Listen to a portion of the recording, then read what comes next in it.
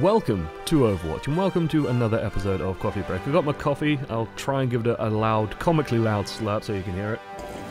No idea if that went through the microphone or not. Probably did, a little bit. Probably sounded disgusting as well. I'm glad you're here to share it with me. Hopefully you've got something as well to slurp on while you have a listen to me rant about one trick. It's not even ranting about it, it's discussing it, I suppose. So I've kind of done a lot of coverage on this kind of topic for a while now with Coffee Break. The is ranked a privilege or a right discussion video was basically centralized around the idea of doing this sort of stuff. The idea that, oh, you can go into ranked and do whatever you want because you have access to ranked.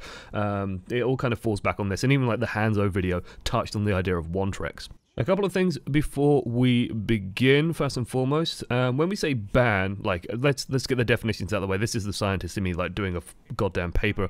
When we say ban, we don't actually mean like banned from Overwatch entirely. I think a lot of people tend to take it that way. When someone gets banned from ranked, they tend to take it as a ban from Overwatch globally. What we actually mean usually is a ban or a suspension from ranked, and the first one is usually just a day, 24 hours. It's the game telling you, hey, what you're doing, people are reporting you a lot for it, and you might want to consider changing your actions. These are usually at the back of an automated system that flags you up and goes, okay, take a chill out.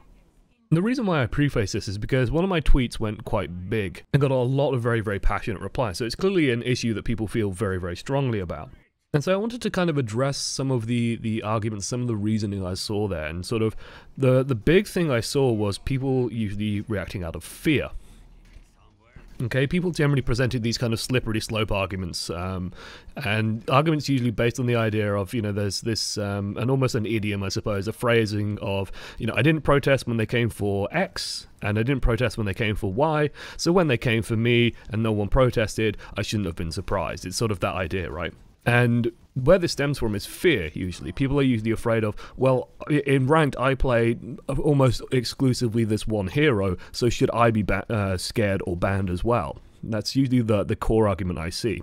To me, the answer is usually no, and to me, this is sort of my way of reality checking it. This is the big reality check, okay? These bans come off the back of the report system. And so what people instantly say then is, you know, if there's a 3-stack in my game and I'm playing a hero they don't like and they all report me, will I get banned? The answer is no.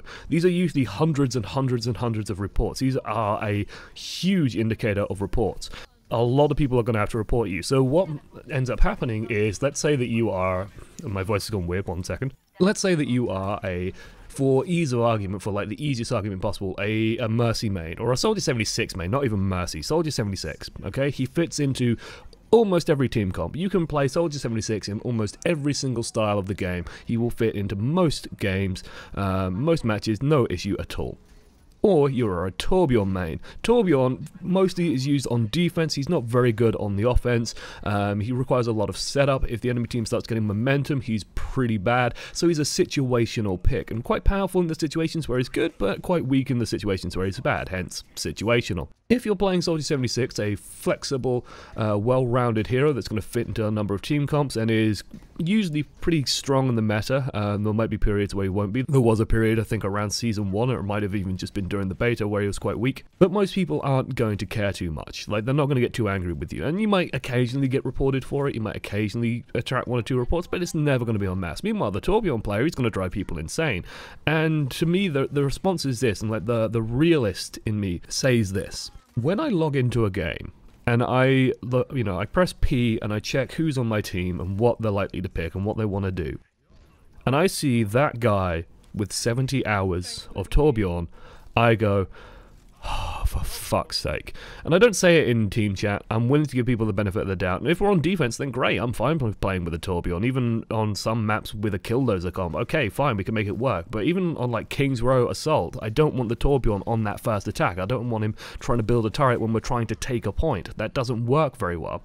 And it just feels like this Herculean effort just to get a good game. And here's the thing, and this is why it's important to start giving these sorts of people a slap on the wrist. The people that are insta-locking niche heroes, and it's usually niche heroes that sort of the ones that stand out, and saying, hey, you know, you're annoying people, quite a lot of people, stop it. Why is it important to do that? It's important to do that because so many games in ranked these days, and like I've heard this from countless people, So many games come down to whether one person or two people or whatever are quote-unquote throwing or doing something to tilt the team or doing something to annoy the team, whether it is being toxic, whether it is one tricking Hanzo, whether it is actively intentionally throwing, whether it is going AFK or disconnecting. So many games don't come down to the actual gameplay, but they come down to the factors around the game. They come down to whether or not you have any of these sort of external factors, not, you know, oh my god, that Tracer's killing everyone. No, it's, oh, well, I have to deal with the third Torbjorn in a row,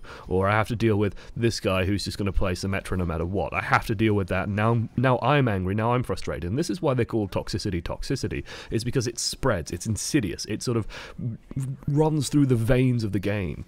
Now, the other argument I heard was usually something along the lines of, oh, well, surely there's bigger things that Blizzard could be doing. You know, there's bigger things that Blizzard could be focusing on. There's the toxicity issue where, you know, I would rather see angry people get deleted from the game than one-tricks. Yeah, this isn't a one or the other thing, guys. This is getting rid of both of them, hopefully. I think I fall onto the more disciplinarian side of things in general, probably more than most people, where I'm more willing to see people get banned than most people. And that's just sort of where I sit. I'm sort of happy pushing towards, hey, if you start messing around in competitive, like, to me competitive is serious time. To me competitive is, let's really knuckle down and try and make things work and try and focus on winning. So yeah, I'm much more sort of on that disciplinarian side of things. Well, I'm sure a lot of people might be more like, oh, well, whatever, if they can play at that hero at that level, it's fine, whatever, it doesn't matter too much.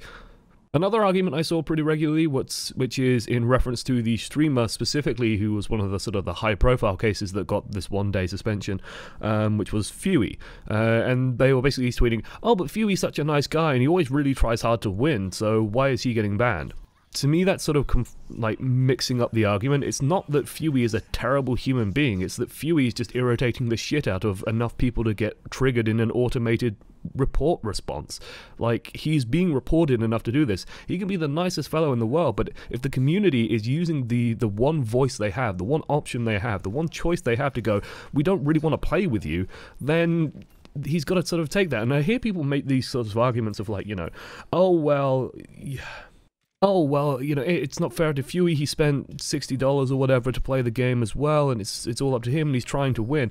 And people tend to throw, like, soccer game analogies around. Well, let me throw a soccer game analogy right back at you, which is if you have someone join your team when you're playing around, you know, you're kicking a football around on the green, and I shouldn't be saying soccer, football is the real term. So you're kicking a football around on the village green or whatever, and someone comes and joins your team, and then they just start pissing about and kicking the ball over the fence and just constantly causing disruption. You tell him to piss off.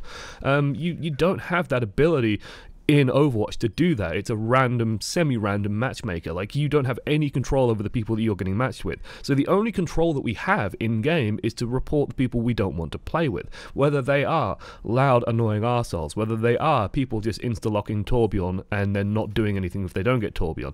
All this kind of stuff. And so it's getting rid of these people. At the end of the day, it all comes down to this in my mind. Something needed to happen to sort of knock people back onto making competitive into competitive again. Competitive has been, over the last 7 seasons, slowly been slipping more and more into sort of a pseudo, slightly try-hard quick play. One of the biggest reasons why you have friction and anger when you're playing a game of Overwatch is because different people have different expectations of what they're going to get out of that game. Some people want to just play die-hard onto the meta and try and just focus on grinding out as many wins as possible. Some people want to experiment a little bit but still be trying relatively hard. Some people want to master a specific hero, and some people just want to go in and disrupt other people's games. There are very, very different ideas of what is acceptable and what is not acceptable, and Blizzard have let it run for such a long time now in terms of, oh yeah, no, you can do what you want in competitive, and you know, as long as you're not shouting racial slurs, you'll probably be fine doing it. That's gone on for so long that now competitive is just a complete mess. Most games feel like they're completely out of my hands these days when I'm playing them, and I don't know whether or not my teammates are going to start raging out, whether I'm going to have the guy who's got 70 hours on Hanzo and nothing else, and all that kind of stuff. None of this is implementing systems that sort of scan your profile and see, well, you have 60 hours on Soldier 76, and therefore it is 33% higher than your next played hero, so by definition you are a one-trick of Soldier 76 and will be banned. That's not how it works. It works based on the report system. It works based on these internal systems in the game. It's not scanning your profile and saying, oh, well, you played 70 hours of Mercy and nothing else, therefore you're banned. That's not how it works. And all the phobias I see around, you know, abuse cases where, oh, well, if people just keep reporting me, then I'm going to get banned. It's like, well, yeah, but the amount of people that are just going to spam report just because you picked a Roadhog and they wanted a Diva, it's relatively small compared to the amount of people who will spam report if you are in every single one of their games just playing Torbjorn and sitting AFK if they don't get that hero. And like I mentioned in the tweet, you know, if you do want to just derive soul satisfaction, if you do sort of, to quote the guy that I literally had throwing one of my games, oh, well, I just wanted to play Junkrat today. And so he went into competitive, locked in Junkrat. This was, I think, before Junkrat got buffed. He wasn't really doing much with it, and then someone else picked Junkrat out from under him, and so he picked Hanzo and stood around in spawn. If you want to go and do that, go in quick play. Go in free-for-all. Like, there are places for you to go and play these specific heroes. I get my Widowmaker kick out of playing her in free-for-all, or in quick play, or with friends who are sort of not quite as good as I am, so I go and play a couple of games in quick play with them, and go and play Widowmaker there. Like, there are avenues to do that. There are places to do that. It's just saying, hey guys, competitive isn't one of them, and I think that needed to happen. I know this is a hotly contested issue, and this is probably the last video I'll do on the topic. I'd rather sort of make coffee break, I don't know, this lighter and fluffier. I had envisioned a light and fluffy video series where I could just sort of talk about some of the less serious things, but some of the things pertinent to Overwatch. But this is sort of come to a head, and it also came to a head pretty much on my doorstep by just spamming my Twitter for an entire day with people going, oh, but Fuey's a really good guy, and he shouldn't be banned. Well, maybe he should have been, maybe, and it's not even banned, he's just banned out of competitive for a day. I'm sure he'll deal with it, and maybe he'll be reconsidering one-tricking Torbjorn and driving everyone insane. Thank you guys for watching to the end. I'm sure you've got opinions, I'm sure you've got arguments. I'll be interested to see them in the comments as well. If you think that I missed something particularly pertinent, feel free to post it. Otherwise, thank you for watching all the way to the end. I have been Josh, it's one voice amongst many, and I'll see you guys next time.